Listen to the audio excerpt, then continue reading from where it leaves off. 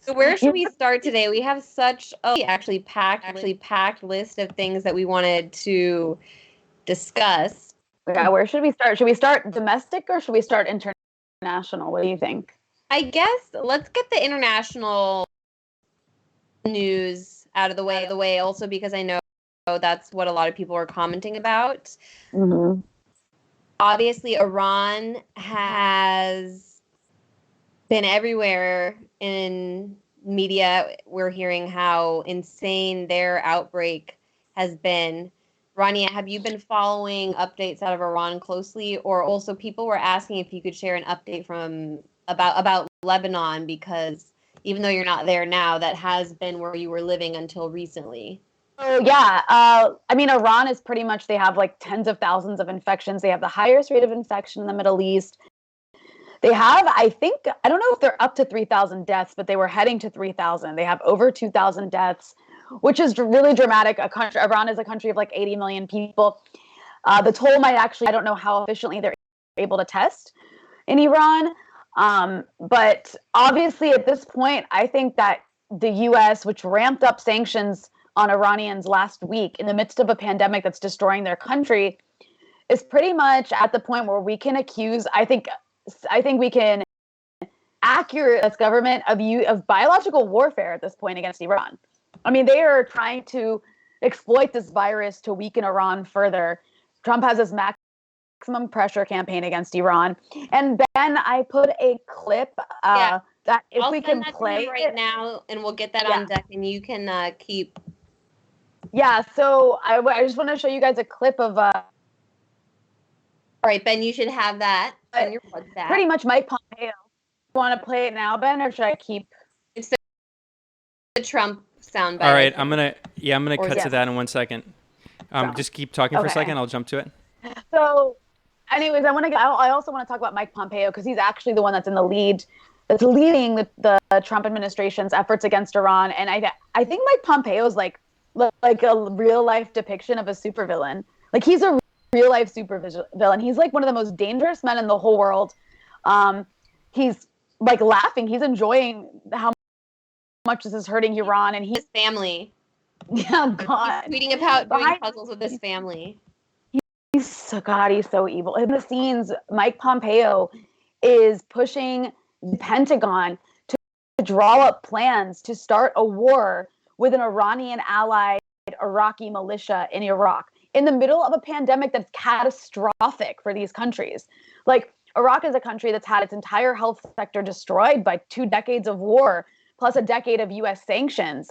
Before that, they don't have the capacity to deal with any sort of virus outbreak in Iraq. And Mike Pompeo is trying to push for escalation in that country. It's insane. It's monstrous. He's such an evil piece of shit. I don't know how else to say it. Ben, if you have that clip ready. Yeah. So here's the clip I'm going to cut to. So everyone watching, this is a video from Usaid Siddiqui on Twitter, and I'll post the link to this. And Rania, do you want to explain what the video is? Here, I'm gonna actually start playing it now. I believe it's from yesterday at the coronavirus White House task force press conference. And there's an Al Jazeera English reporter who starts asking Trump questions about sanctions on Iran, if he thinks there's a moral duty for the U.S. to relieve sanctions on Iran given the outbreak. And Trump's answer is so typically Trumpian, but it's just extra evil that I feel like we should. All right, so I'm going to put the audio on here for anyone watching, and I'll go back to the beginning. Here's the video clip. And just some of the things that we have military and with obviously the virus, they're very hard hit. Would you consider? So you should all be able to hear the clip now. Well, they haven't even asked us to do that. Okay? But we know that sanctions hit the people, not the government. You know what? They haven't even asked us to do that. If they want to meet, we'd love to meet and we'd love to settle the whole thing out, but I doubt they'll be. So realistically, how does a person in Tehran pick up the phone and call you? I think they love America. I think the Iranians love America. I think they'd love to be free. I think they'd love to have just some of the things that we have. You know, I remember Iran many years ago. Friends of mine were always in Iran. They were doing real estate deals in Iran. They were building beautiful buildings all over Iran, apartment houses. They were very successful. And then one day that came to an end. But you know what? The people of Iran, they remember that. It was a long time ago, but not so long ago. They remember it. And I'll tell you, they love America. They love what we stand for. And we're not looking for change. We're not looking for government takeover, government change. You know, this country's been through that many times. That doesn't work. People, do you encourage other countries who are maybe concerned about? No, but what I did, what I did is, I put it out very publicly with respect to Iran. I said if they need help with respect to the virus, we'd love to send. We have the greatest medical professionals in the world. We'd love to send them. What countries are you encouraging, perhaps, to lend their support? Because there are many countries that feel. I'm not encouraging or discouraging. They've been a very hostile country. They made a deal that President Obama should have never made. It was a short-term deal, giving them $150 billion, giving them $1.8 billion in cash. Green, fill up this room 5 times. Do you have a moral responsibility? No, nobody's even asking about it. I have a moral responsibility to help them if they ask. If they needed help, I would certainly consider different things. The United Nations says they need help. Well, that's up to the United Nations. I'm talking about us. Yeah, so you all get the idea here. That's the clip. I mean, it's really long. I'm going to cut back to Rania and they'll comment on it. But you could hear Trump there just repeatedly saying, he's asked if he's going to lift sanctions on Iran, and he keeps saying, well, they even asked me. The foreign minister of Iran, Javad Zarif, on a daily basis tweets out a complaint about U.S. sanctions and how they need to be lifted. Or actually, the UN ambassadors from Russia, China, Cuba, Iran, Venezuela, Syria, DPRK actually sent a letter to the Secretary General of the United Nations calling for an end to sanctions. The head of the Secretary General, or the Secretary General of the UN, Antonio Guterres, has called for a global ceasefire amidst the coronavirus outbreak, but he's yet to call for a complete and total end to sanctions. Of course, another problem is that sanctions, particularly against Iran and Venezuela, are unilateral sanctions that have been signed into law by the Obama administration through executive order, so the UN doesn't really have the ability to step in there. Mm-hmm. What do you think about Trump's comments today, Rania? I mean, I just think it shows that he's probably also not being told what Iran is saying. He doesn't care. Like, he doesn't care. It's obvious he doesn't care. And he's just like letting his administration, or he's letting people like Mike Pompeo take the lead on Iran. And they're happy. You know, they're being advised by people from the FDD. What does the FDD stand? Freedom, Defense of Democracy or something. Foundation for Defense of Democracies, which is like the Israeli-aligned think tank, neocon think tank in DC, and they get to advise a lot on Iran policy, and they're celebrating. They're actually celebrating the devastation that sanctions have created for the Iranian medical sector. I mean, Iran is lacking in medical supplies and unable to give people proper treatment because of U.S. sanctions, and you have European countries that are trying to get around the sanctions to give Iran aid. And like what the U.S. doesn't get is, or what stupid people like Mike Pompeo don't get is, you can't virus like this to a single country. So take away morals for a second. Like, let's say you wanted to be assholes like they're being and try and destroy a government with this virus. Like, it's not going to stay in Iran. And until you eradicate this virus or contain it everywhere in the world, it's up and you're going to keep having outbreaks. So it's short-sighted and stupid, and it's also evil. And on top of that, I think it's kind of funny. Like, I'll get to Lebanon in a second, but, you know, Iraq is right next to Iran. And the U.S., like I mentioned, is preparing plans to possibly, I don't think they'll do it, but possibly launch a war against this Iranian or Iraqi militia group that's aligned with Iran. And so this Iraqi paramilitary group actually released a statement earlier this week accusing the U.S. of trying to draw Iraq into war at a time when they're trying to be in solidarity with the international community to stop this and fight this virus. So I thought that was really interesting. Like, you have this Iraqi paramilitary group that's like, that has way higher morals than the U.S., one, and two is like, it's like saying, it's telling the world the U.S. is trying to drag us into war. And what really scares me is, I don't know, the U.S. is kind of crazy right now. Like, you don't know what they'll do. So far, cooler military heads have prevailed. They don't see a virus as a time for war, but you never know. And what I see happening right now is really an escalation across the board. Like, I really thought U.S. empire would dial back and maybe like look internally and domestically, but instead I've seen the opposite. And same thing happening in Venezuela, and you can talk more about that. Yeah, things are getting out of control in Venezuela. We got a really confusing report just over the last few hours about a German ship. It was described as a cruise ship, but it's unclear what exactly it was doing in Venezuela. The story is that it sailed into Venezuelan waters, and the way that the story was spun in the Jerusalem Post is that Venezuelan Navy ships just rammed into this German cruise boat and sank.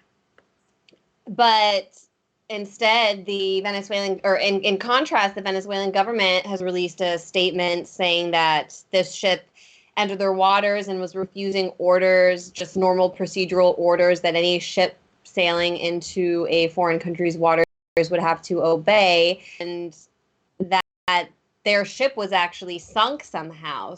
So this all came just days after the Trump administration announced it was sending anti-narco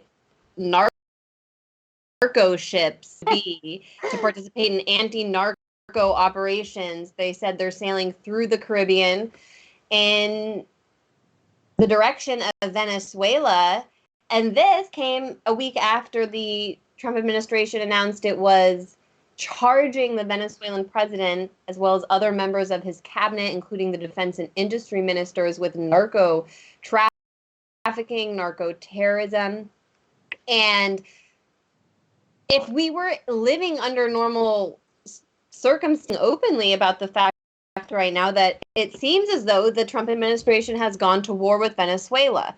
It's done this before when it attempted to invade the country in February of last year under the guise of humanitarian aid. We know also that sanctions, putting shot in warfare, they are a weapon of warfare. They're not something that's different or outside the realm of war. So the U.S. has been at war with Venezuela, but still intense escalation coming. This has that same flavor that you were just mentioning, Rania, with respect to the Middle East, where you'd think the U.S. would become focused on its domestic population and the spread of coronavirus right now, but it's not. Instead, it seems like we could go to war any minute with Venezuela, Iran. There are definitely forces that are working in order to seize this moment. And the last on that is I did notice the news about the Navy ships moving in the Caribbean came around the same time. And I'm curious your thoughts about this story, Rania, that a U.S. naval captain aboard the USS Theodore was sounding the alarm about the outbreak of coronavirus on his ship and begging for it to be docked in the United States and for his sailors to be evacuated. He actually leaked a memo to the San Francisco Chronicle in which he warned that sailors were going to die. He said, "We're not at war. There's no reason for our most precious asset of coronavirus and for us to not be taking this more seriously." Also, the USS Ronald Reagan in Japan is experiencing an outbreak. Have a conversation about bringing unnecessary troops, sailors, everyone abroad home, Rania, and maybe the U.S. military will be impacted by the outbreak of coronavirus, and it's not even in a to wage the war to. 100%. That's a really good point. I agree with you on that, and why, even though there are people that want an escalation, I don't think it's possible, because you would be exposing all of these U.S. soldiers to potential coronavirus outbreaks. There's soldiers still stationed around the world. I mean, it's like if you try to go to war and you need bases for your soldiers to be in, and soldiers are all going to end up in hospitals, and then those hospitals on your bases are going to be overwhelmed. It's a recipe for disaster, particularly on Navy ships. Because as we've seen with cruise ships, it's like an incubator for virus. Everybody's in the same space. There's nowhere else to go. And virus spreads through ventilation, through, everybody's using the same things. There's common areas. I think on the one Navy ship, the USS Theodore Roosevelt, there's like 4,000 people. And I actually think it's interesting that the Navy officer, the head of the ship, the captain, was fired. For all of the rage that you see from U.S. media. He's a whistleblower. Yeah. Well, you also see doctors in America being fired. Like, I interviewed a doctor in New York City a couple days ago, and I made a video out of it. And in the video, I had to blur his entire face and distort his voice because he was tired, because doctors at his hospital have been fired for speaking to the media about lack of protective equipment. And then you have this officer, this captain, being fired. And everybody's outraged about it and blaming it on Trump. But it's like, I mean, how is this any different from everybody getting mad at China for that doctor who blew the whistle and like they forced him to sign some confession that he was wrong? Like, how is this any different? Right. In the early stages of the outbreak, when it wasn't really happening. At this point, we know it's happening. No, exactly. We know what's happening, and we just.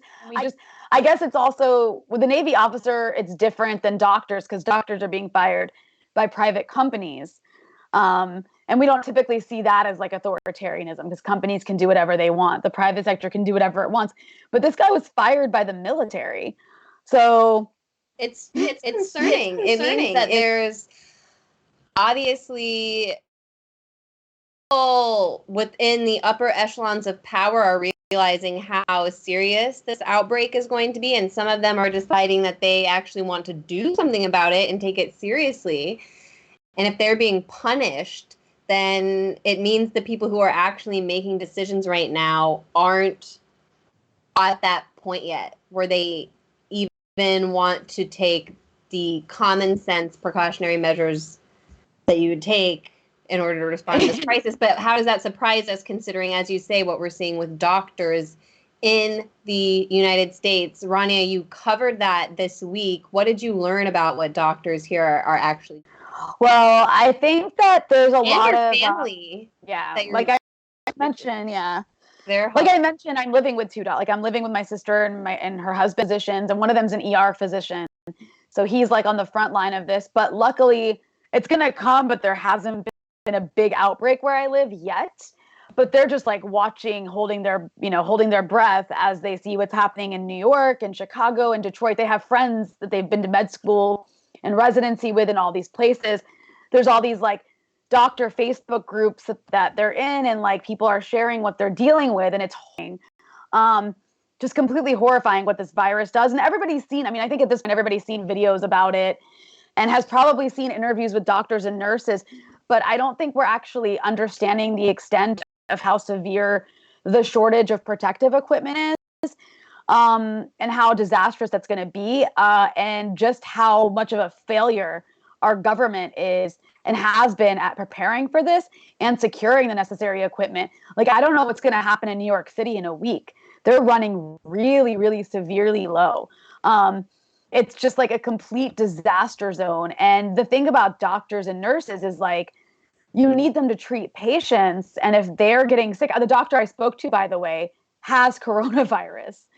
Luckily, he has like mild symptoms, so he'll be okay soon. But there's doctors and nurses dying of this. On top of that being terrible, you need these people to, like, you need their expertise. These are the people who treat patients. You can't just like all this talk about ventilators, for example. Not anybody can work a ventilator. You need like highly skilled people who studied for years on and know how to do it and trained. And these people, like, if they start getting sick, which is what's happening, nurses and doctors, ICU nurses and doctors, you're not going to have anybody to work the ventilators. That can be catastrophic if even 5 to 10% of those people get sick.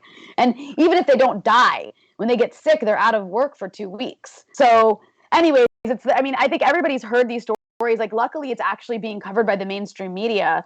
So we don't have to go too much in detail about that. But like, what isn't being covered, because everyone is on the U.S. domestically is as bad as this outbreak is in the U.S., and it hasn't really hit the developing world that hard yet, but it's making its way there. And, if you look back at like the Spanish flu, for example, this coronavirus has almost as high a rate of mortality as Spanish flu had. You look at, like they say, the Spanish flu had a 2 to 3% mortality rate. That was in wealthy countries that had the capacity to treat people. And poorer countries that were colonized, like Iran or like India, the death rate was like 15%. And so I think you're going to see something similar with coronavirus, where when you get to countries, and you guys at Grayzone did a really good job covering Haiti this week, when we talk about countries like Haiti or certain countries in Africa or certain countries in the Middle East, like Lebanon, the mortality rate is going to be much higher because the healthcare sector has so much less resource and funding and beds and just all of the. And these are also countries that economically can't weather the storm the same way that the EU or the US can, by injecting, hundreds of billions of dollars into their economies to prevent the country from collapsing. The third world doesn't have the luxury of doing that. They don't have any money. No, and another issue that I hadn't even considered, and it just highlights the absurd structure of our globe, is that Haiti. I was speaking with a friend, Jeb Sprague, who co-authored that piece you mentioned we put about Haiti and really the dire situation that Haitians are faced with as coronavirus starts to spread. And he made the very sad point that usually when Haiti's faced with a crisis, it has to look to the developed world for charity. Mm-hmm. And in this case, the developed world, the wealthy world that has gone around and underdeveloped countries with resources and taken those resources, are not even in a position where they're going to be able to provide charity because they're so busy taking care of their own populations. All of that energy and money will be focused on the United States. They're not going to be thinking about Haiti. And so it's only going to be by the fact that Haiti's dependent on the outside world for charity, which is just sad to begin with. And talking about so we're having audio issues here. I'm gonna cut to Rania. Rania, if you can jump in, go ahead, Rania. Okay. Rania was saying about Haiti. I think it goes beyond just asking for charity. We're having audio issues with Rania's connection as well. So here, I'm gonna figure out. Sorry, one quick technical issue here. We're going to try to figure out the audio. Rania, go ahead. Difficulty. Can you hear me? I'm talking about the third world. Go ahead, Rania. I'm talking. Can you hear me, Ben? Yeah, Rania, go ahead. Oh, okay. Like talk. So I think with developing countries, they also have the unfortunate, it's fortunate but unfortunate, the fact that it's hitting them later than the global north. So by the time the virus has outbreaks in the global south, you're going to have an even greater shortage of medical supplies, of protective equipment than already exists. And you also see the U.S. running around the world like pirates, confiscating personal protective equipment that's destined for France, that's destined for Germany, that's destined for Brazil. If they feel comfortable confiscating that equipment for the U.S., you can imagine how much more comfortable they're going to feel taking equipment away that's headed for the global south. Yeah, I'm sending 2 articles to Ben right now that he can perhaps pull up. One about the U.S. stealing masks that were destined for Europe. Another story about, it looked like the link broke, but you can find, I'll look something else about, look up another link about Mossad picking up several million masks. I think it was the original I-24 news report said 8 million masks, yes, and dozens of respirators. So where Mossad got 8 million masks, I would love to know. They like took it from somewhere else? Yeah, Like they were probably running clandestine operations all over the my world to steal God. masks. I mean, how else would Mossad just end up with 8 million masks? No, you would think it's something that people wanted to ask more questions about. It's so crazy, but you can imagine how it's going to be in like a month or 2 months when the outbreak reaches its peak or starts to hit certain countries in the global south really hard and overwhelm their healthcare systems, where their doctors are going to lack protective gear. I have friends in Lebanon who are doctors, and they don't have any. They're already out.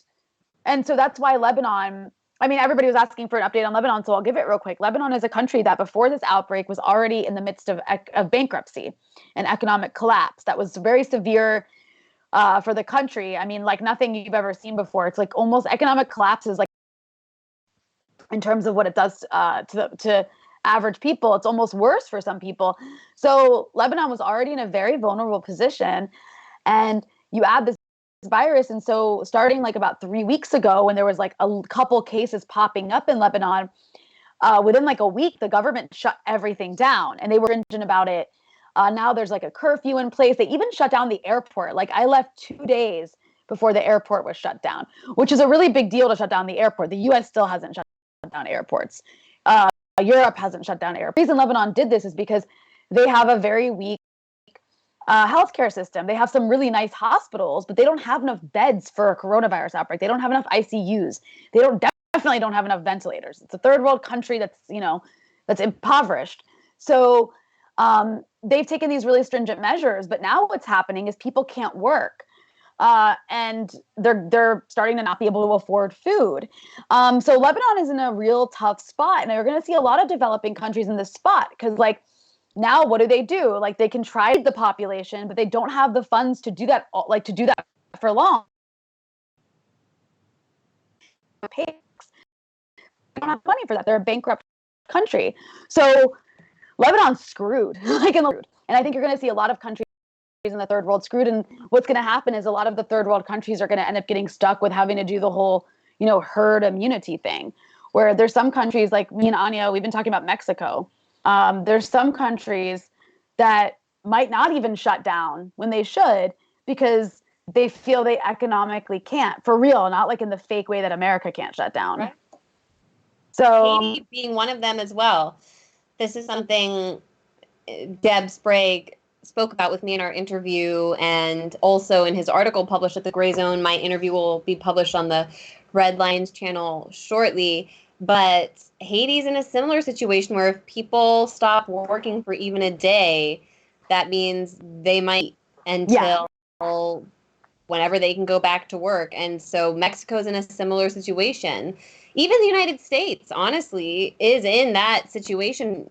I mean, a lot of people can't afford to take a break from work, or they won't be able to their basic goods and keep a roof over their heads for their families, because that's really our economy is so fragile. That's really what we've learned. I was speaking with Kevin Gustafson, an organizer with Democracy at Work. We also published his interview on the Grayzone YouTube channel, and he was saying how this this whole experience has exposed that our economy is not equipped to handle any disaster, and there are always going to be disasters, natural disasters, that are going to force you to, usually not on this scale, but maybe on the state level, local level, freeze certain aspects of the, and you have to be prepared for that. And we aren't.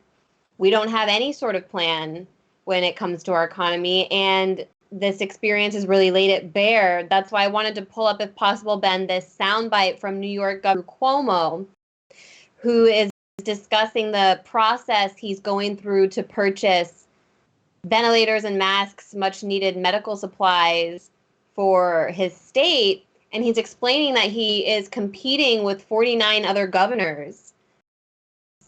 And what he ends up saying is offering a candid critique of capitalism, I think, without really realizing it, and then calling for some sort of state absolute control, federal control in the end of the clip.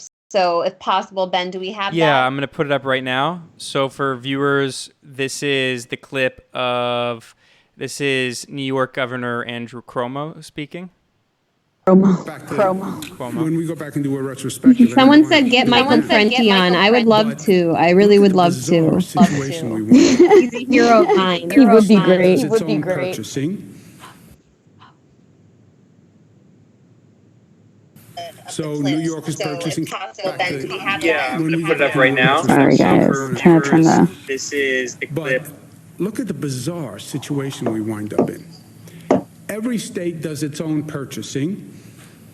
So New York is purchasing, California is purchasing, Illinois is purchasing. We're all trying to buy the same commodity, literally the same exact item.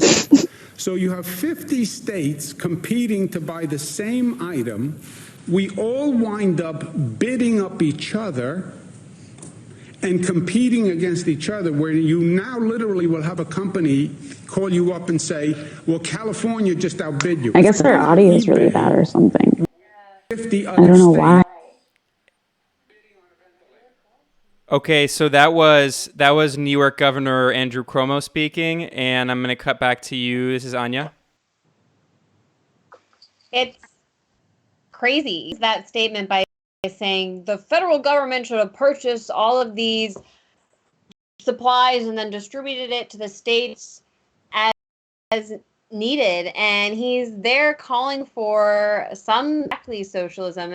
It's a step in that direction where the federal government would have what's called a monopsony, which is the opposite of a monopoly. A monopoly is when one company or corporation controls all of the output or the sale of a product.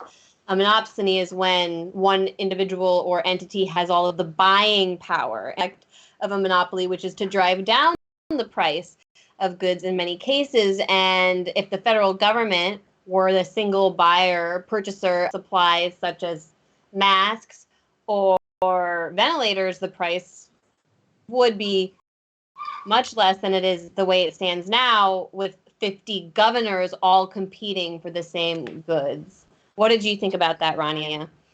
I think it's interesting because I think the U.S. is probably a unique country because it's in this position where it's not a poor country.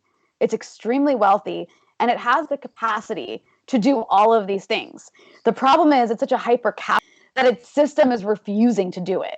It's refusing to take over the means of production based on a particular crisis, to use, industry to build medical equipment and medical using to step in and pay the payroll of employees so that businesses can stay afloat even if they're closed until this ends, which is what a lot of other wealthy countries are doing. I don't know if there's any other country. I think the US might stand alone as a developed industrialized country, as the richest country, in refusing to do what needs to be done to stop the country from crumbling.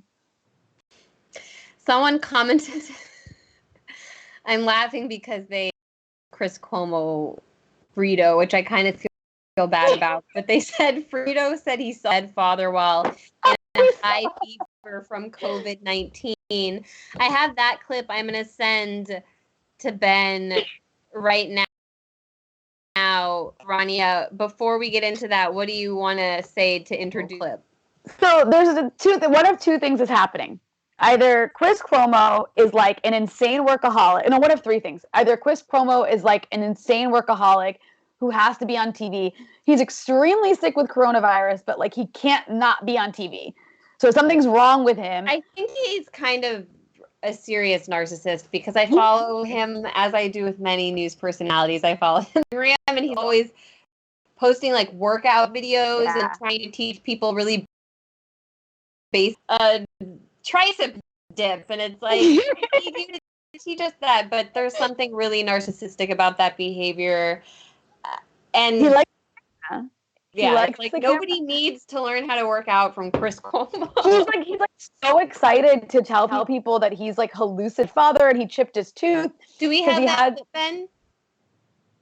Yeah, I'm getting it up. So this is the clip that they're talking about. I'm cutting to it right now. And this is Chris Cuomo on CNN describing his supposed sickness and how strange that is. And here is fever. You've had a fever. But 102, especially after what I learned last night. This virus came at me. I've never seen anything like it. Okay. So yeah, I've had a fever. You've had a fever, but 102, 103, 103 plus that wouldn't quit. And it was like somebody was beating me like a piñata. And I was shivering so much that Sanjay's right. I chipped my tooth. These are not cheap. Okay. And they call them the rigors, like rigors, R-I-G-O-R-S, but rigors. So the sun comes up. I'm awake. I was up all night. I'm telling you, I was hallucinating. My dad was talking to me. I was seeing people from college, people I haven't seen in forever. It was freaky what I lived through last night. And it may happen again, especially after what I learned last night. This virus came at me. All right. So that was the clip. And I'm going to cut back to you now, Rania, and you can describe.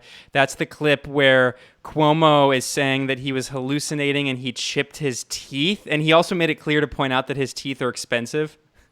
Yeah, we all know, Chris Cuomo, that CNN pays you a lot of money. Well, that's the thing. It's like either CNN doesn't have sick leave, even for their star anchors, or Chris Cuomo's afraid of being replaced, or he's like a narcissist, like you said, big PR stunt for like the Cuomo family, and he's not really sick. I mean, maybe he is. It's so odd. Like, just go to sleep, like rest. Why are you on TV?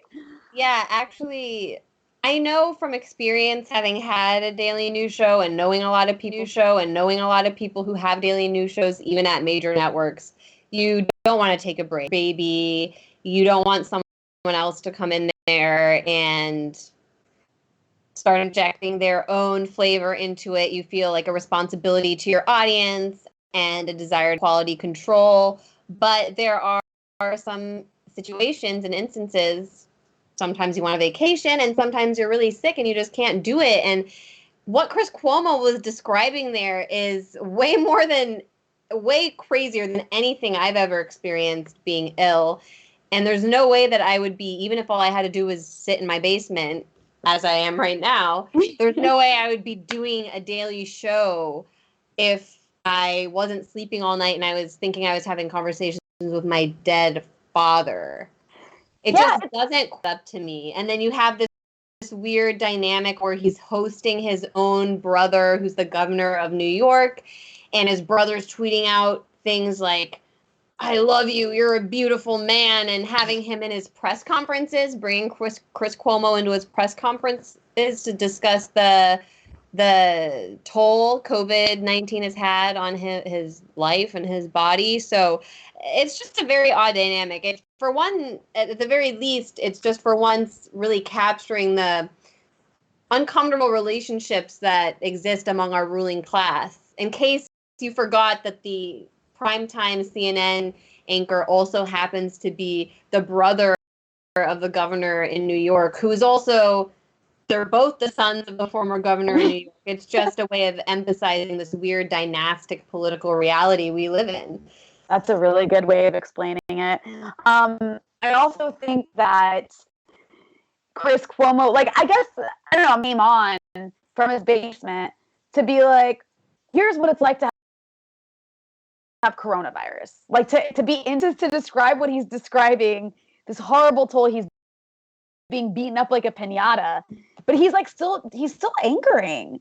Like, he's still interviewing people. It's just really odd. Yeah, I almost feel bad for him, but I'm like, why are you doing it? That's why a part of me was like, okay, because also it kind of annoyed me. Andrew Cuomo was like, coronavirus is the great equalizer, like us rich people too. And I'm like, okay, like, you know what? Your brother is going to get the best treatment if he has to go to the hospital, while like people in the poorest parts of Queens are not. They're going to like die waiting for a ventilator, if they need one. So that's the reality. It's not the great equalizer. If anything, it's highlighting all the inequalities that exist.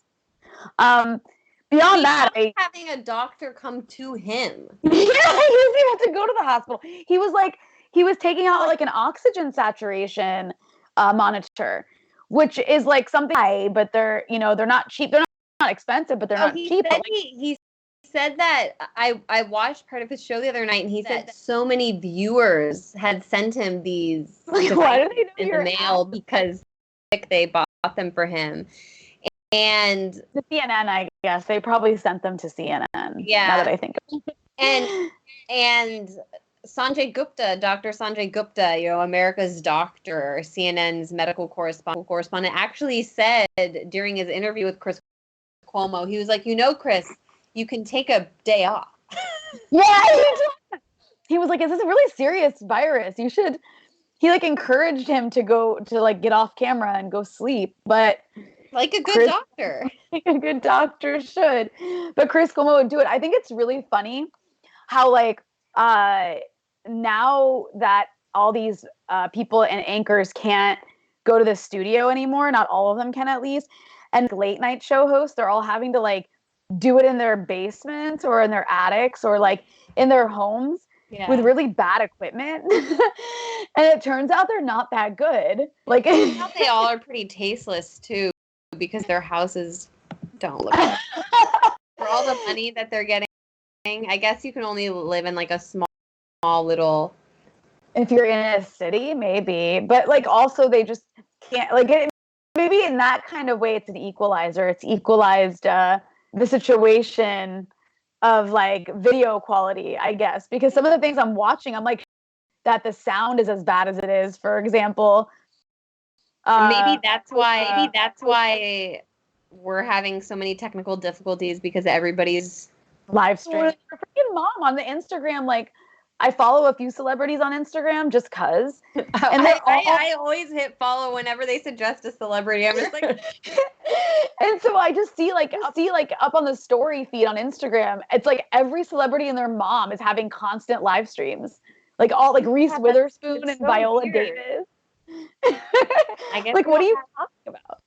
I think it's because they don't really have anything to do when they're not able to make movies, and they have to constantly keep up their brand. And the difference between them and us is that they don't have things to say about the news. They're just weird. Though I really like Emily Ratajkowski. She's cool. Yeah, she has a political bent, and she's gorgeous. Yeah, she just can't not like her because she's so beautiful, and she does the hot girls for Bernie filter on Instagram. And then you see I was curious what these people were talking about, so I clicked on Reese Witherspoon. She had a live stream, so I was like, okay, what could she possibly be saying? And she was just going on about faith and God, and I was like, what? Oh, Britney Spears. Oh yeah, that's true. She was quoting someone, but she shared a quote of someone saying that we have to organize a general strike and redistribute wealth. It's so sad that our celebrity so much that somebody sharing a quote of someone else saying something got left. They were doing Britney Spears memes for a week. Britney Spears is our new Marxist leader. I guess that's a good way to segue into the Amazon strike or the home delivery service strike, because it wasn't only Amazon, Whole Foods, which is owned by Amazon, and Instacart, which is another grocery store delivery service, which doesn't only deliver Whole Foods products, but Safeway, Harris Teeter, even Costco, I think. Anyway, all of these services have seen a major uptick. They're probably one of the few industries that's really benefiting from the lockdown, the economic lockdown. And this week, workers in several Amazon warehouses across the country walked out. Workers for Whole Foods called in a mass sicken. Instacart workers also trying to organize a strike, but it's very difficult in the U.S., Rania, to organize because they're really put in a disadvantaged position. Their jobs aren't always protected, and so it's really important for workers to make sure that they have all the information required before they start a strike, because they can end up getting punished. And I still do think see workers organizing within these industries, which we already knew before coronavirus deeply, deeply flawed and needed some complete, not just revamping, but reorganizing, because it's a terrible business model. And being stuck at home, not wanting to go run errands, as I'm sure a lot of people are experiencing, to be able to order from Amazon. It's so convenient, and I'm guilty of ordering quite a bit from Amazon. But this week, since the strike began, I have tried not to cross that picket line and honor the call of the workers in these warehouses, saying that they're not given any protective gear and care of during this crisis. Did you follow any of that news, Rania?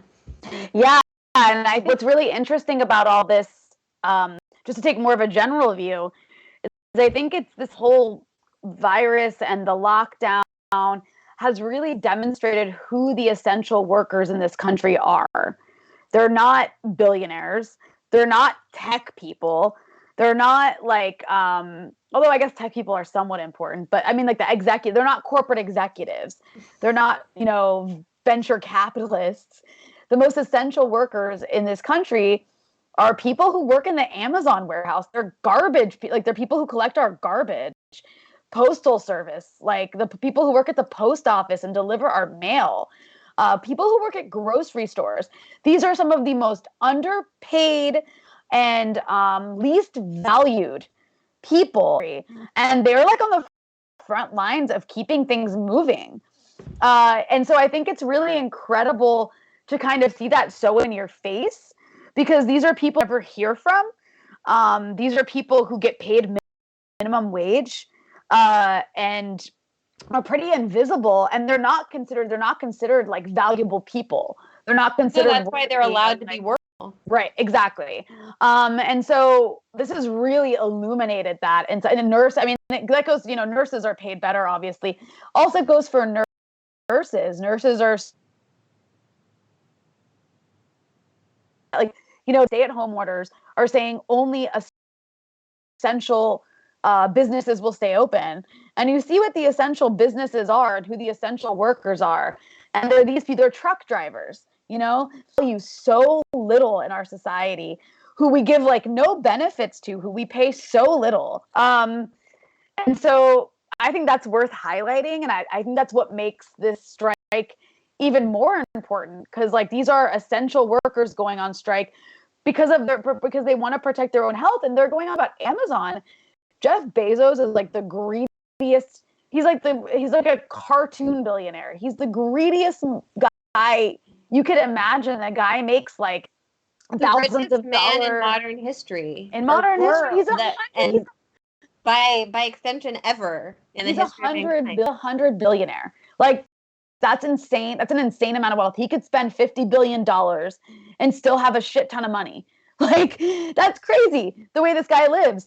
And for him to be not just treating his workers the way he's treating them, but he also tried to, like, he was in a meeting where they were talking about punishing the worker who was speaking to the media about the lack of protective equipment, the lack of caring about this guy tested positive for coronavirus, and he works in my warehouse.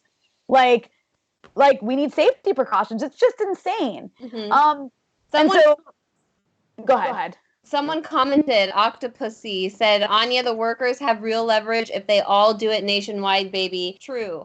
That is one of the questions I had for Kevin Billin, the organizer with Democracy at Work, who I interviewed on Redline this week. One of the questions I had for him is, when is a strike a useful tool? Because it's not always the solution to the problem, depending on what workers want, what the conditions they're working under.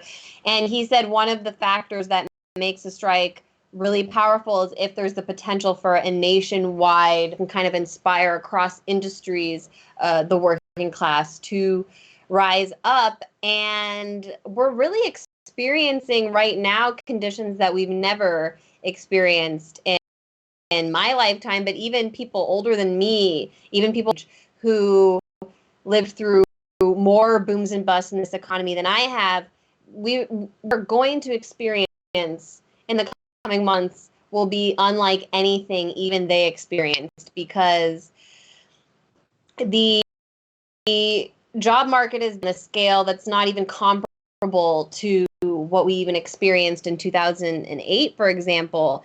And yet, until recently, the president was really this idea of getting the country back to work by April, just because he was so concerned about what the impact of these layoffs would be on the economy.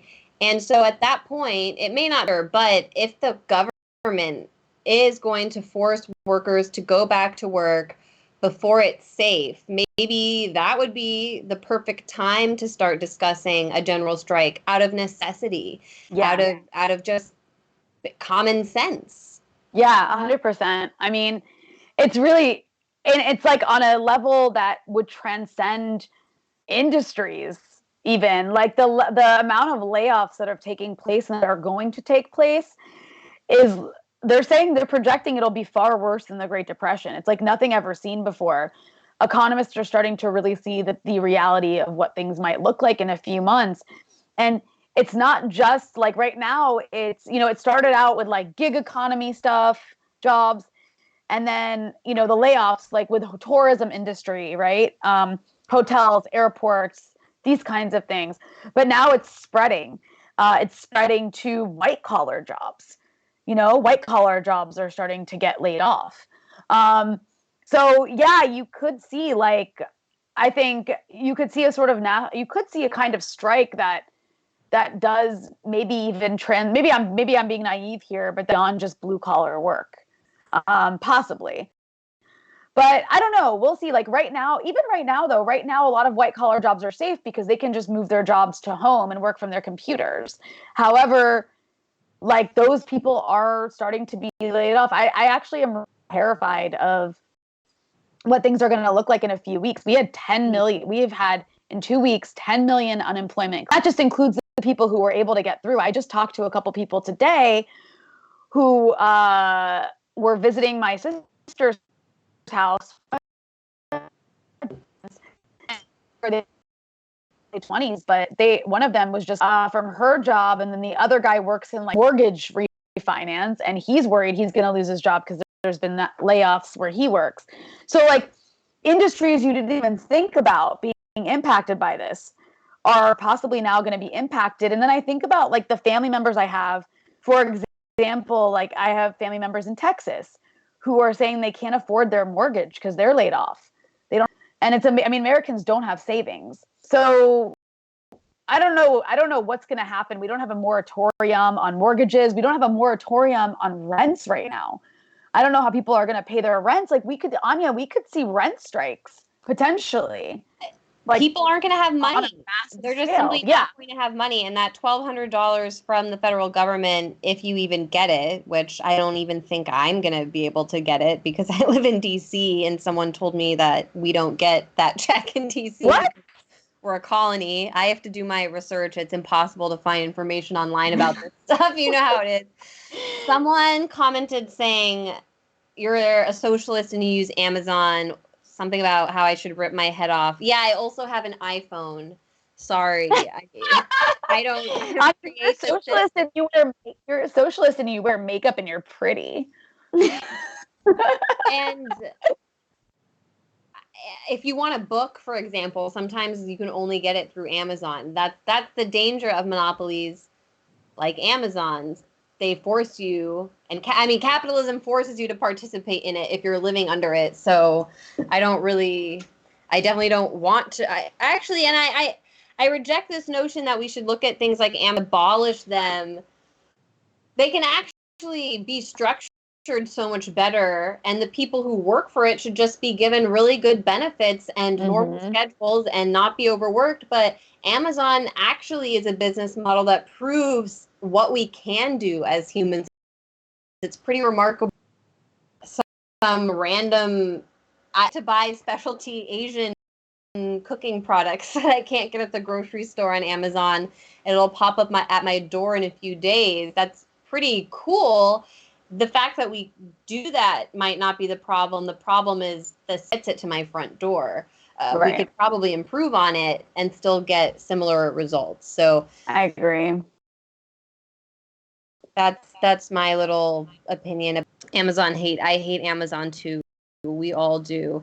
I'm just laughing at people's comments. I know, and I want to look at people's so much. Trump That's has me done a saying great job. Oh, someone also pointed out that Bill Gates Wait, is now really? the richest. Hold on. Sorry, someone just said something about makeup that totally unrelated. I got excited. They're like, makeup may, Eric O says, the makeup comment makes me laugh. The local hospital talked about how makeup may decrease the reusability of masks, but avoided mentioning beards can transmit the virus. Sorry, I just got excited. Why would makeup make it worse? That's weird. Because I guess it dirties your mask up. Like if you can't reuse. How can you still have faith in Islam? Somebody asked you What? I don't have faith in any religion. Can we talk about that for a second, Anya? This is on a list. I just think it's really interesting how this is gonna people think you're religious. You want to go on a religious tangent? No, people know this is gonna upset all the religious people who follow Grayzone. But I think it's interesting that like so many religious communities have been so resistant to ending the spread of the virus. Have you noticed that? Like the most religious Christians, the most religious Jews. Oh, what about the that they're being impacted by the virus? But I don't have faith in Islam. Why does this person think I have faith in Islam? Okay. I'm sorry. I was reading a note on one of our streams, but what you were saying about the religious extremists being impacted by the virus, I do think it's quite interesting. You have evangelical pastors and crazy religious right-wingers all over the South, all over the country, refusing to end church services, even high-profile pastors getting arrested in some instances because they were holding assemblies which violated stay-at-home, stay-in-place order implemented by several states. Then you had the health minister of Israel at first say that the virus was a sign of the end times coming, and now he himself and his wife are under quarantine with the virus, having tested positive. It's the Israeli military and the Israeli government, other than Netanyahu, even if he gets the virus, I think it'll be a win for him because his corruption trial got completely delayed as a result of the coronavirus outbreak.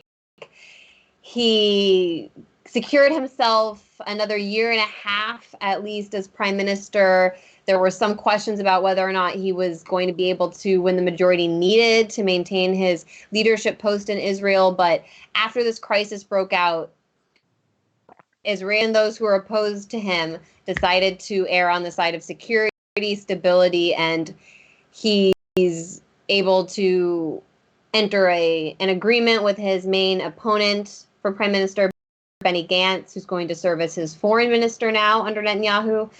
And Netanyahu was actually supposed to go to trial in March over these corruption charges he's Not been anymore. facing and have been an endo. But Israel still, the Israeli cabinet, the IDF, Mossad, they're actually being hit pretty hard by coronavirus, and high-level officials are quarantined. So maybe that will also be responsible for holding off a war in the Middle East. Possibly. It's definitely possible. Not all religious people have been handling it badly. Because some people were commenting like, that's not true. My church is shut down. I get that. Where I'm talking about, there's like certain extremists. We're talking about religious extremists. Like the Orthodox Jewish community in Israel is where it's spread the most. In New York? And New York as well. And then also like in Iraq, there was religious pilgrims who like refused not to go to their pilgrimage site, and that was a disaster because it probably spread the virus. So that's been really unfortunate. To be fair, I mean, I will say there's been like Hezbollah has been really responsible. The Hezbollah Hassan Nasrallah like pretty early on told people pray at home. It's okay not to come to mosque. Like, it's important to stay away from each other.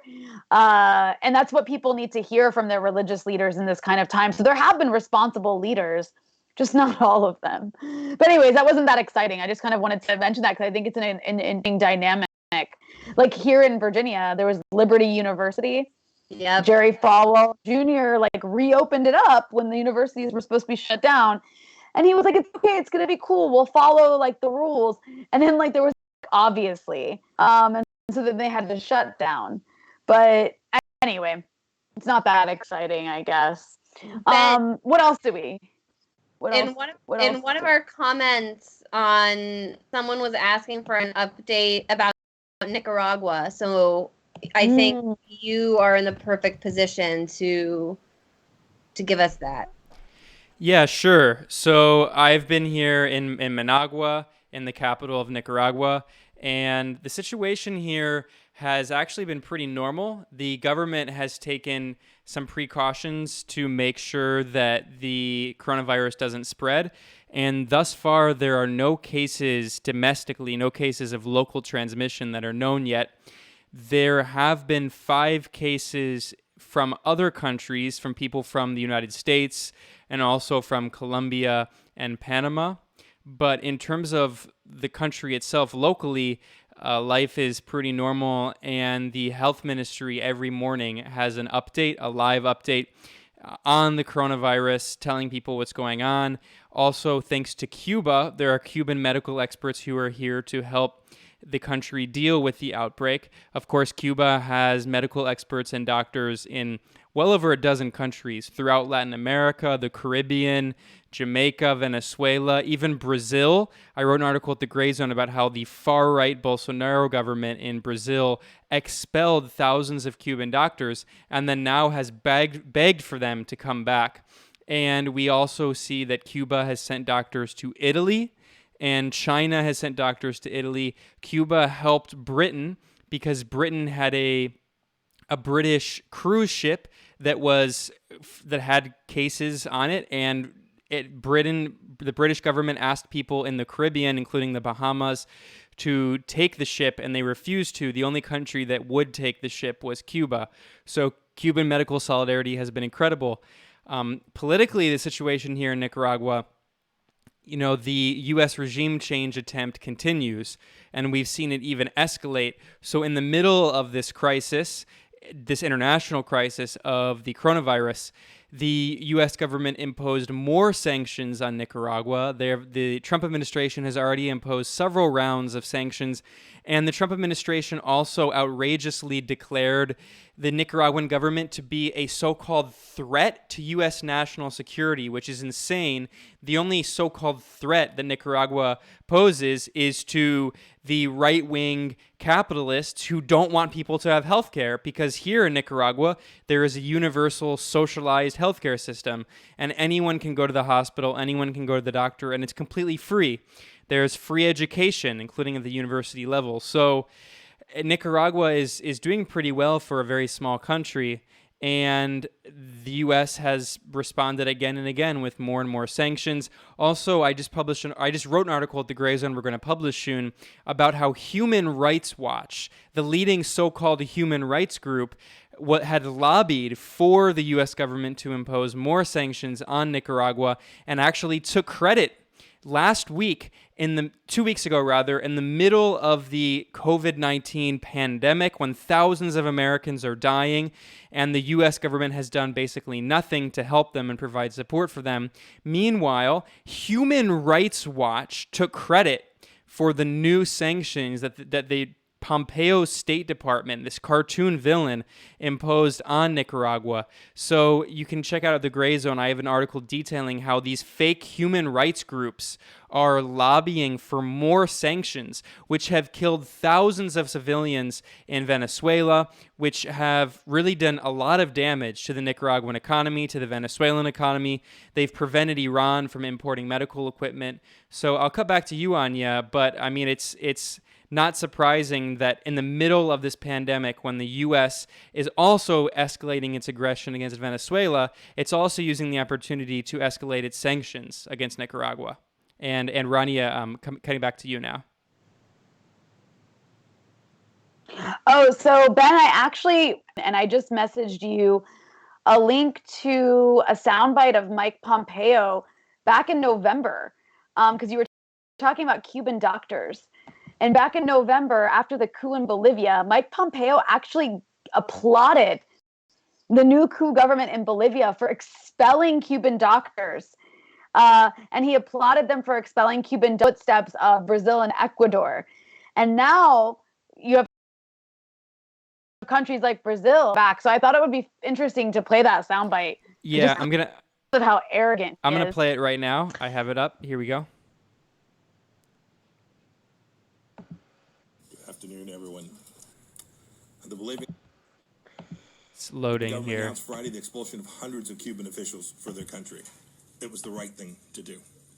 Cuba wasn't sending doctors and officials to Bolivia to help the Bolivian people, but rather to prop up a pro-Cuba regime headed by Evo Morales, who sought to maintain his grip on power through electoral fraud.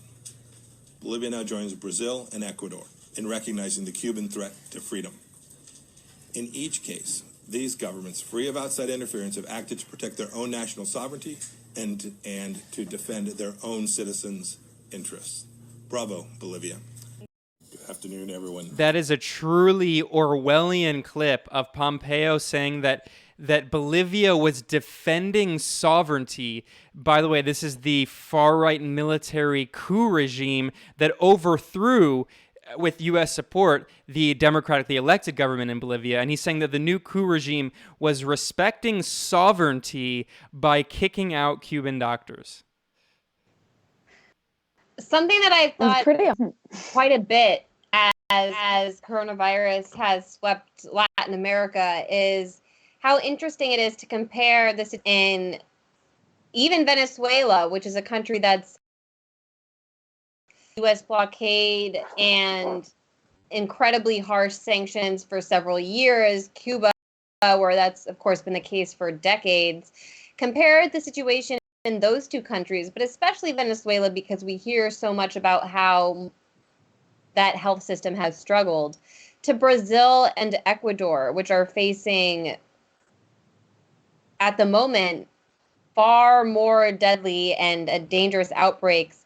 We saw reports out of Ecuador where bodies were actually piling up in the street. A reporter was breaking down in this report about deaths in, I think, Guayaquil. Yeah. But actually all over Ecuador. The thing is about Ecuador is that there have actually been numerous cases, because really quickly I'll just explain that the right-wing regime of Lenin Moreno, which is also very authoritarian, that has imprisoned members of the pro-Correa faction of the left-wing Citizens Revolution movement.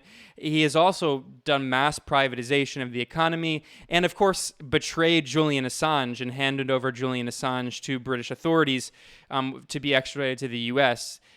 So let's never forget Julian. But the Lenin Moreno government has been imposing all of these neoliberal reforms, privatizing the health sector, and many people have died. It's one of the worst countries in Latin America right now. And they've been so desperate that there have been numerous videos in Guayaquil and other cities of people leaving dead bodies in the street because they have no way to get rid of the dead bodies. It's absolutely dystopian.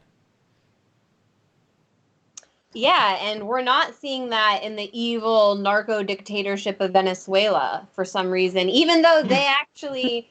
There's been a concerted effort to destroy their healthcare system. There is a war on their healthcare system, and I hope that the situation doesn't get worse in Venezuela, because right now they seem to have it under control. And the reason that I think they might have a better chance at fighting this, Rania, is that, as we saw in China, if you actually have it's not only about having the strong government, which definitely helps. We don't have that in the United States. We do not have a functioning federal government. We all know that now thanks to coronavirus, even though many of us knew that before. It's also when you're living in a socialist or a government that sees communism as its ultimate ideal, as you have the Chinese Communist Party actually working to achieve communism in China, and they speak openly about that. There's more of a collective mentality and this concept of social responsibility that came. It was actually described by Bruce Aylward, Dr. Bruce Aylward, the director of the World Health Organization. He said when he went to China, he was so impressed by that feeling he got, that sense where everybody felt it was their duty to follow procedure and to combat the spread of the virus, Rania. When attitude we have in the United States, which is, well, the governor can't tell me where to have a steak, and I these orders. I think there's a difference in the mentalities of the populations in countries that are governed under these different systems. Oh, totally. We have this like uber individualistic society where it's all about me, me, me, me, me, and that goes along with capitalism. And there's also this sense of like putting yourself first and looking down on everybody else. And also in America, we have this sense of like there's certain people who don't, you know, we don't have a sense of society. We don't have a sense of solidarity with each other, like at all in this country. It's built around like nationalism or militarism. That's like the only type of thing I can think of in America where people feel a sense of like loyalty to each other and to protecting each other. But outside of that framework, absolutely not. It's like every man for himself. It's this really Darwinian, like survival of the fittest kind of mentality that in a situation like this is really bad. I mean, I know everyone doesn't think this way, but as a society, we definitely don't take care of each other. And, you know, like it's because our government doesn't take care of us. Like we don't have a government that takes care of population. So like, why would everybody have that sense of responsibility or like duty to take care of their neighbor? It's just not a thing. Yeah, and then you have government saying that they're willing to sacrifice people and send them back to work. So they're openly saying that. They were like open. We had op-eds, several articles being written in the paper of record and the New Post, you know, debating if it's ethical to let old people die. Like that was actually a question. And they were like newspapers. What is an expert said? I think it's okay.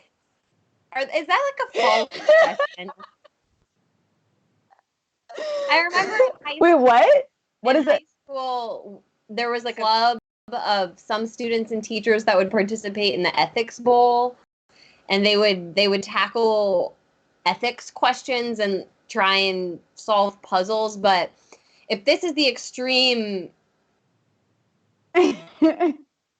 reality of an ethicist where you're sitting there and saying in the event that there's not enough ventilators to save everyone, is that who are ethicists? Does anyone know? Do any of our viewers work in? I don't know. Like, why is that even a question you're asking? Like, I don't know, man. So screwed up. The fact our country is so screwed up. Like, I actually want to ask you, like, I'm a huge pessimist. And so I people about this. I don't know if you think the same way I do on this, but like, I guess it could go either way, but I tend to think the worst.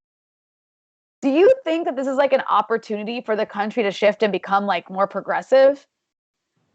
I hope so. I mean, everyone's saying that this shows how badly we need Medicare for all, even though then you have people like Neera Tanden jump in and being like, well, look at everybody in France and the EU and how their socialized system is doing well. Yeah, that's thanks to the EU and the fact that Germany forced the capital centers and the industry centers of Europe forced the poor nations, what they called during the Eurozone debt crisis, the pigs, Portugal, Ireland, they just threw those countries to the wolves and forced them to implement severe austerity measures, which, yeah, partially the reason why they're seeing such high death rates in countries that are supposed to have these amazing healthcare systems.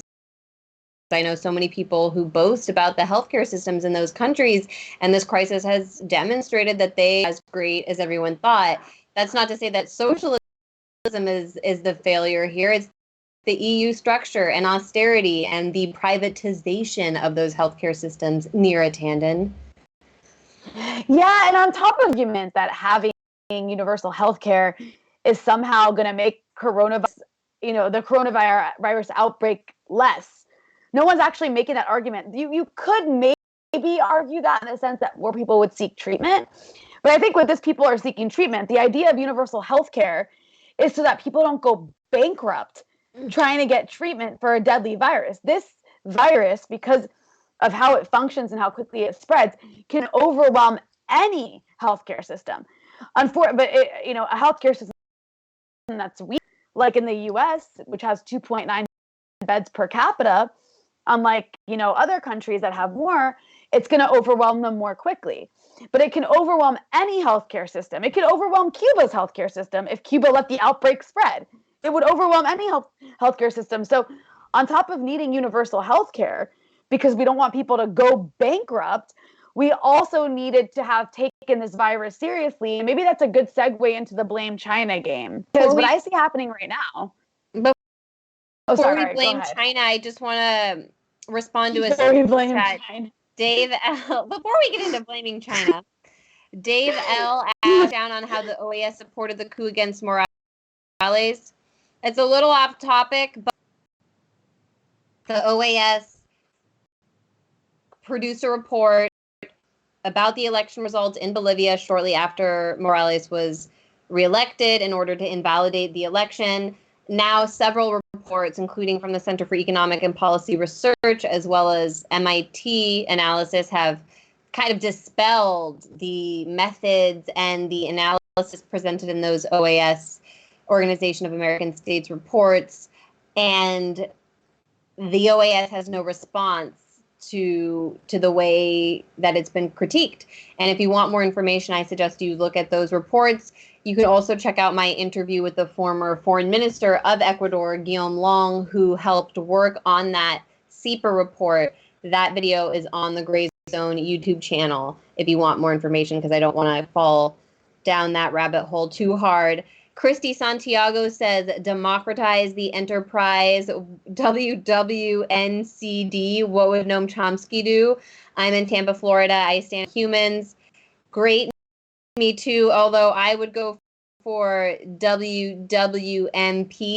I'm more of a Michael Parenti gal, hence my Inventing Reality book always behind me here. I won't get into the debate over Chomsky and Parenti, but I suggest people who are interested in Chomsky's work check out Parenti and also read some comparisons and some contrast between their academic work and their positions on foreign policy, because I'm definitely more of a Parenti gal myself. Anyway, those were some comments that we recently got that I wanted to bring in. Michael Parenti is awesome. I wonder what he would say about the blame China game, because that is what both liberals and people on the right are doing. They are. Is Anya? I can't tell if you're still talking or not, and I just can't hear you. No. Okay, because like something's weird about I can't see you right. But anyway, with the blame China game, I guess I worry that there's a way for the right to exploit this moment in a way that would be really successful for them, and that is if they time with the propaganda apparatus behind them blaming China for the virus, which is what's happening across the board. All the outlets are doing it. Both liberals and right wingers are blaming the virus originated, and it works in so many ways. I mean, it works to deflect from all of the ineptitude and lack of preparation by our own government, which had 3 months to prepare for this. I mean, everybody harps on how wasn't honest about this, and even if yes, China initially had missteps, it was 3 weeks. Like we had 3 months after those 3 weeks for the West, the EU, and the US to prepare for this disease, and they didn't do much. They ignored it. I think they just thought it's in China. It's not going to make its way here. But, you know, and we know, I mean, we talked about in the show, like all the, you know, reasons why our government has failed us on this, but it's not because of China. China didn't force our government to fail at testing. It didn't force our government to pass a proper stimulus bill. It didn't force our government to fail to prepare ventilators and medical protective equipment. Or, you know, like China didn't do that. Our government did that. But regardless, you see this attempt to blame China, and I think it could really work for Trump. I think it could really, really work for this administration. And when you see what they're up against, which is going to be Joe Biden, who's like, it's like the weekend at Bernie's with Joe Biden. He's like brain dead. He's just like a body. Like keeping and him like the Democrats are just kind of like that he's going to get coronavirus. Yeah. I mean, he's like in his I think he thought he maybe had it. Like, why is he in his basement? But like, he's like, they're trotting out Joe Biden to go on TV in this moment and defend private health insurance. Like, in this moment, Democrats have an opportunity if they wanted to. They won't because they're owned by corporate powers, just like the Republicans are. But if they wanted to, they to, you know, have a pro-worker message that resonates across the country and propose like a new deal to help the economy, propose universal health care and expanding hospitals. I mean, they could propose all these things. You have unemployment precedented in a state like Florida, right? The Democrats are always trying to win. They could have like that's where people are pissed off and unemployed right now. And it could win and resonate, but they're not doing that. Instead, they're just kind of sitting on their hands. They want to means test everything before they send checks to everybody. And they're defending private. Meanwhile, Trump and his administration are starting to coalesce around a narrative, at least his administration is. And that narrative is the China virus, the Wuhan virus. It's China's fault. You know, there's all this chatter and you're seeing articles about potentially suing China after this is over. They're really trying to, and, you know, I really do see like there was already a Cold War going on with China before this. This is kind of just a natural escalation of it that's maybe being accelerated because of the coronavirus and the devastation it's having on the economy. But I could really see all the Russiagate hysteria being like repositioned, you know, and redirected. I'm sorry, redirected at China. And a lot of people who are skeptical of Russiagate. A lot of people who are skeptical of Russiagate will not apply that same level of skepticism or questioning to news about China. It's just a fact. People, when it comes to anything, more willing to accept the mainstream narrative on mainstream political right and left, meaning liberals, Democrats, whatever you want to call them. I hate calling them the left, but you know what I mean. What's considered the mainstream right and left. And even among alternative media figures, and it's similar to the way people treat Syria, sometimes even Venezuela. But China, I feel there is even more of, it really does, I think, boil down to racism, a willingness to accept that the Chinese are not trustworthy and we shouldn't question. I mean, Russians are white, considered kind of part, even though there was this clash between the Soviet Union and the United States, they can, especially since the 1990s, be considered part of what's culturally the West, the U.S.-dominated West. But China is so far away from most people. I think that's why even people who I would have skepticism from, the China issue really falls flat for them. And it takes real individuals really dedicated to combating that propaganda to break through. One of them is someone who was given a shout out in our chat, Nathan Rich. I agree with commenters that he runs a pretty informative news channel on YouTube. And also Ajit Singh, an academic that we've published quite a bit at the Grayzone. He has been just stellar at breaking down the different involved in the stories that we're getting in the mainstream about China, whether it's the Uyghur concentration camps or more recently the urns, whether or not China is telling the truth about the official death toll. Ajit is someone that I really admire, so if you don't follow his work, I would recommend you do that. You can find it on the Grayzone, but he also has a really nice Twitter account. Yeah, no, I mean, I think it's really scary because with China, people are so reactive about coronavirus, like emotionally, that it's easy to abuse and exploit that and turn all that emotion and angst about a really scary virus and just blame this foreign enemy that no one knows anything about. Like, unlike Russia, China's like this in most Americans' minds. Like, we have, Russians are depicted in American movies and stuff. The Chinese, not so much, right? Their language sounds like something like that. They have sounds that we don't recognize. It's this far off land that we don't even see. It just exists on a different planet to us. So it's easier to dehumanize China. And it's easier, I think, to make an enemy out of China than probably any other country.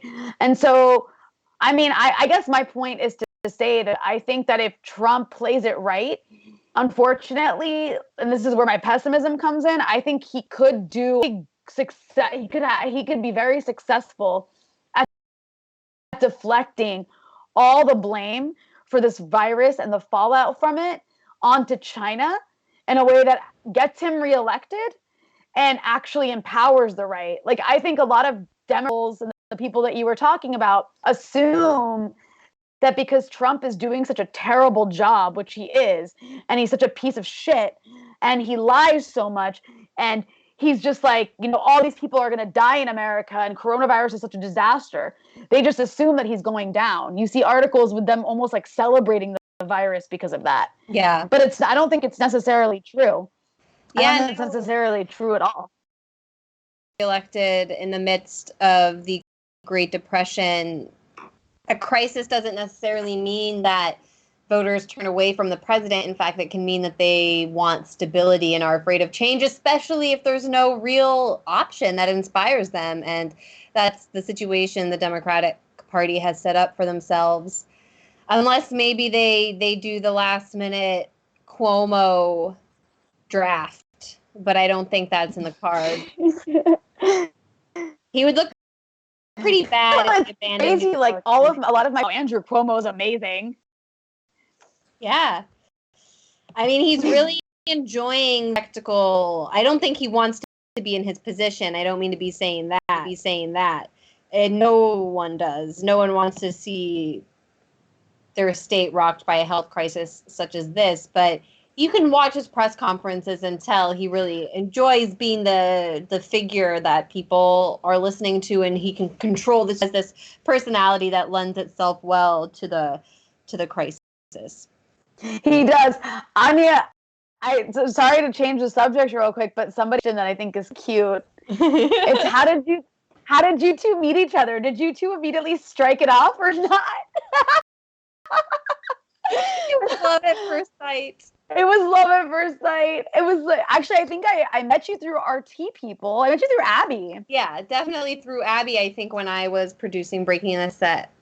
But I didn't really get to know you until you and Max started seeing each other. Yeah. And then we hit it off so fast. Yeah, well, people, I don't know, it's so weird for me to talk about our personal lives, but we're kind of a close group of journalists that all work together. So definitely through Max and Abby, that's how I met. And as you can tell, we are very close, though I've missed her recently because she's been in Lebanon and she's finally back and I can't even hang out with her. I know. It sucks so bad. It's so weird. It sucks so bad. How are you, on a personal note, like, how is it spending all your time at home? Well, we're lucky that we have space. We have a really nice yard and some woods nearby, so there's space to go outside and get fresh air, even though it's been windy and the weather's just been kind of terrible. And we have space inside, so I'm not cooped up in some apartment. Then I think I might have a different mentality. But For now, when I'm blocking out all the disturbing news about what's happening around me in the world and not worried for my friends and family, I'm trying to seize the moment, use it as an opportunity to read more, to do yoga almost every day or run, to cook. As I said at the beginning of the Max and I stocked up on a bunch of food, and I've just been trying to cook at home, and I love to cook, so having to use everything in the pantry and kind of been fun for me in that way. And I'm just trying to stay positive about it, even though I, like you, am taking in so much really negative information. I do an okay job of separating the reality from the outside from my own personal spirit. Otherwise, I don't think I could do this job really. Now that I'm not so scared, like when I first got back here, because I had traveled, I was like every day, every time I coughed or like sneezed or had like any strange feeling in my body, I was like, oh no, do I have it? But now that I got past those 14 days, I feel like better and I can separate myself more. And like, I have to say I feel really lucky because I'm like in a house and not an apartment. I can like walk around and I'm with family. So I can like play with my nephews and nieces and like hang out with my sister. So that's cool. I guess I don't get to do that very often, but I just don't know how long I can do it for. That's the weird part, is just not knowing how all of us have to do this and how dark is it going to get before we can say any of this is over. Yeah. I was talking to a friend about that the other night, just how I try not to let it affect, to let my mind go there sometimes, and we talked about it last time we did this, Rania, about how there is this feeling that there could be more intense social upheaval as we experience shortages, as the economy, the in the economy now really starts to get felt. We haven't really felt it yet. That's going to come a few weeks from now and a few months from now. And so whenever all of this is over, whatever that means, because I think so much will be permanently altered, I don't know if it will ever feel like it's over, to be honest, because I think once we emerge from this, entire industries and corporations may have collapsed. There may be irreparable damage done to the U.S. economy. If things go the way I'd like, we could see improvement in our living conditions. We could be pushing for things such as Medicare for all and going on a general strike. These are all fights that we're going to have in the coming months, and so there's hope out of fear. And I just try. I allow myself to imagine the worst sometimes. To focus on what we can do that's helpful. Yeah. No, I sounds right. I realized as I was ending that it sounded so cheesy, but I just said like I want to focus on how to be positive. But you kind of have to, or else you'll go crazy. Like there's a lot of negative happening right now, and the uncertainty is scary. But I think a lot of us, as it was a shock 2 weeks ago or 3 weeks ago, a lot of us are kind of settling into this as the new normal. And yeah, you can't spend all your time panicking or else you'll like physically deteriorate. So you have to try to see the positive in some things, and also I guess have gratitude that you're lucky to, not be on a ventilator right now. Like, and lucky to, as much as like, I guess just being in Lebanon, I had so many more fears there that I don't have to worry about here. Like, for example, the electricity shuts off a lot in Lebanon. Or like there's somebody who takes care of your building. What happens if he gets sick? Are they gonna refill our water? Who's gonna turn on the generator? I'm being serious. Like, it's like these like things, like there's luxuries you have in a developed country that you just don't have in a developing country. From spending a lot of time in Latin America, like in Venezuela, that there's luxuries that you get here, like regular running water. In Lebanon, you can't have water from the tap because it's too dirty. You have to actually have clean water delivered to your building. And like, I kept thinking, what if that supply down because everyone gets sick? And like, there's just things like that I don't have to worry about here. So I like feel lucky in that sense, even though I'm in a country with the biggest outbreak in the world. Like, what's DC gonna look like? Do you think DC is gonna get bad? I would be curious where, after the stay-at-home orders and after so many, well, the federal government really is what drives much of the economy in DC, as well as government contractors. I wonder if those people stayed in the district or if they went home, because those people aren't really from here. And I don't think they even really consider DC home. They have little weird apartments all over the city, and then they go back to wherever they're from. So I from what I've seen when we go out for walks or bike rides, is people are in the streets. Cars aren't really out, but people are walking, biking, running. They appear to be taking things seriously. DC is heavily populated as other metropolises in the states, so it will be easier to curb the spread. And so far, our number of cases and deaths have remained relatively low. So I'm hopeful for DC. People have more space. People are informed, I think. But one issue that I think could in DC and everywhere is the status of prisons, because prisons are going to become the epicenter. This is something that I covered on Red Lines a few weeks ago, and it's really gotten a lot more attention in the media as of late. But prisons all over the country are going to become the epicenter of the coronavirus outbreak in the U.S. Rikers Island is the place on Earth with the highest infection rate, even higher, almost 3 times as high as which it's bad enough on its own that it would mean that these prisons are going to become just hotbeds of the virus. But those people are also going to need to be treated in hospitals in the cities where they exist. And so they're going to put a huge burden on the hospitals that are already struggling to treat the population. And it's only because prisoners aren't kept in sanitary conditions, and they're making no effort to curb the spread of coronavirus within these just horrific detention centers. So that if there is a breakout in a major strain on the healthcare system here.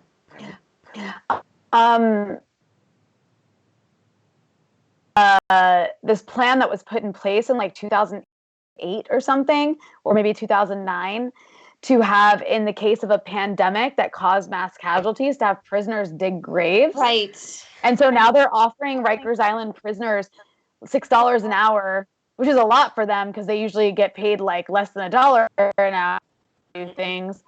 And they'll give them protective equipment. And so these prisoners aren't getting any protective equipment. They can't social distance in a prison. There's too many common areas that everybody uses, which is why it could spread so easily in a prison. So I imagine a lot of prisoners, if they know anything about this virus, would be jumping at the opportunity to dig graves just because you'll be in protective gear and you'll be outside and away from a prison full of people, which is so sad to think about. On top of that, like when you think about the prisons in the US, we have a massive prison population, the biggest in the world. I'm sure everybody who's watching already knows that, but a lot of those prisoners are older. They've been in prison for 20, 30 years. Like we have like an elderly prison population at the war on drugs that started in the 70s and then ramped up in the 80s. So these are the people who are most at risk. So when you think about prisons, like you talk about like just not even from the moral perspective, which is very important, but when you talk about it putting a strain on hospitals and you consider how many elderly people who are the most high risk to hospitalization for this virus, how many of those elderly people are in prisons, that could be really catastrophic in terms of overwhelming hospitals. So like, I don't know why these governors and even the president aren't considering that in their decisions, because Andrew Cuomo has been very reluctant. He's been resistant to the idea of releasing prisoners. Even though they could do basic things like release elderly prisoners who what are they gonna do? my friend who I interviewed about this looming crisis made the point that elderly prisoners have almost 0%, a 0% recidivism rate. They don't go back to jail. They're able to be released. Right. Why And, not do that automatically, instantly, right now? Well, Trump apparently said either today or yesterday that he would try to prevent governors from releasing prisoners, which is really awful and Iran troubling. released like over 85,000 prisoners. There's your model. There's your model. Like, and it's like, you don't even have to release them forever. I think you should, but like, they could even just like release them with monitors. They have the ability to do that, but they just love to keep people in the country. Yeah, they don't actually care about people dying, especially not prisoners. They're all as excess humanity. So, yeah, I guess at some point our leaders will have to realize that like getting this virus contained means making anywhere. Like there's this mentality because we're such a classist country that it's okay if poor people get it. It's okay if like workers get it. But as you can see by all those celebrities and politicians who are coming down with it, as Andrew Cuomo says, it's the great equalizer. Yeah. Well, did we have anything else that we wanted to cover? I think we went through our whole list. We made a list. Went through. Ben, what's on your mind as we wrap? No, I mean, I think you hit many of the really important points, and especially on Venezuela. I mean, that was earlier on. I mean, everyone's talking about coronavirus, but I think it's really important right now at this moment to focus on the Trump administration's escalation against Venezuela. You could say that they're trying to distract from the domestic situation, and I think that's definitely a valid argument, but at the same time, it's very dangerous. They're threatening Venezuela with military action. They're sending a naval ship right off the coast of Venezuela, and at the very least, this is provocation, if not something even worse. So I'm glad you talked about that. And of course, anyone who's interested in that kind of coverage can follow us at the Grayzone, and we have a lot of that coverage coming already. We've already published it, and we have some more coming soon. We certainly do. Rania, unless there's any, or if we have any last minute cows or vegans, you geniuses. I just wanted to say that like I should have gotten my haircut like more recently because I haven't had it cut since December. I'm gonna sound like that Fox News back hair December, and it's already really long with split ends. You explained that. Oh. So I was saying that Fox News host. Yeah, sorry to sound like the Fox News anchor, but I didn't get last time I got a haircut was late December. And I didn't think to get one before this virus got crazy. And so now I have really long hair with terrible split ends. And I'm just going to have to deal with that for however long this lasts because we don't know. It could be like 6 months. When am I going to get a haircut? I mean, I know it sounds ridiculous, but us to worry about that. But I've been thinking that I might have to learn how to cut Max's hair because he has oh my God, I didn't even think about that. He could just get a razor and start shaving it. Yep. That's what we're gonna have to do. So on a lighter note, these are all of the difficulties we're dealing with hair, but hey. What else are you gonna do? Dealing with. Thank you to everyone for tuning in this time. Sorry for the technical difficulties. I don't know why my connection was so weak this time. And we're gonna be working on getting that. But I just hope everybody stays sane. And it was like, a week and a half ago that we did this last, Rania? Yeah. It's just so bizarre because it's going to be another week of not leaving home that much or really being able to do. That's what we have to look forward to now. So. All right. Well, thank you this is like a nice kind of therapeutic thing for me to just be able to like talk to my friend about politics and my hair. That's why we're keeping it so casual. This is a way for us to talk, interact with you guys. And it also forces me to stay up on the issues, make sure that I have read as much as I possibly can. So On that note, and it's also good to hear from Ben. Yeah, Ben, he's so smart that he went to Nicaragua. We're all gonna join him. Don't want to rub it in, but it's awesome here. It's been really cool here. And as we wrap up here, I also just want to extend our gratitude once again to everyone commenting and everyone watching, and especially to the super chat people. Of course, we appreciate all the comments, but especially the super chat people. It means a lot, and you help to sustain the journalism we do here at the Grayzone. And here, Anya, back to you. Yeah, and thanks to Ben for hopping online to help us out here, even though he's in a really cool country and enjoying it. At the beach. All right, everyone. Peace. Great. All right. So that was the end to our Grayzone live stream. And be sure to check back soon. We'll have more live streams coming. Now that everyone is in self-quarantine at home, we're going to try to keep these going on regularly, at least once a week, maybe even more than that. So this was the Rania and Anya show, and we're going to hopefully try to do that weekly along with other streams. And that's